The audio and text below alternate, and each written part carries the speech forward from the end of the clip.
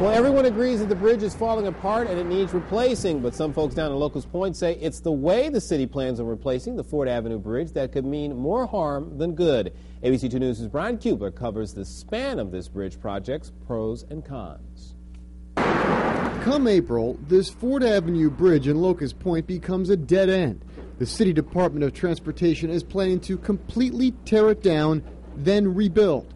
And one look at its underbelly and you can see it can't come soon enough. Absolutely. The bridge needs to be replaced. It's in some terrible shape. Yes, it's bad. But it is how it's being replaced that concerns the vice president of the Locust Point Civic Association. Tony Vittoria and many others in Locust Point are fighting DOT to alter its plans. They want a phased-in replacement project that would allow one lane open during the construction.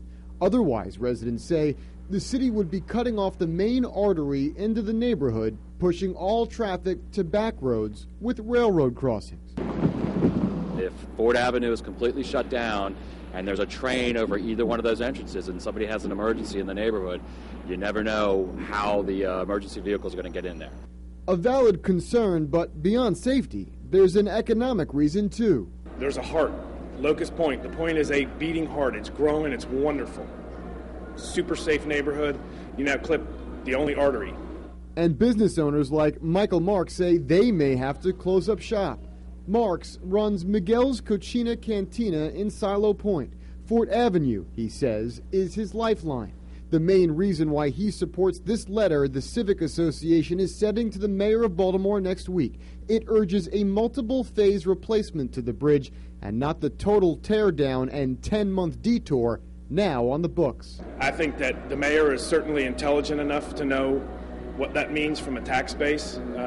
She's a smart woman, and I think it's going to come down to there being more than just a back-and-forth yelling match between DOT and residents. An argument some Locust Point citizens hope, bridges in impasse.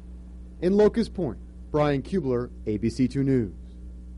Well, late today, the Baltimore City Department of Transportation responded to our story saying, quote, "We know it is a challenge, but this bridge must be replaced. We will work with the community in good faith to mitigate any adverse impacts."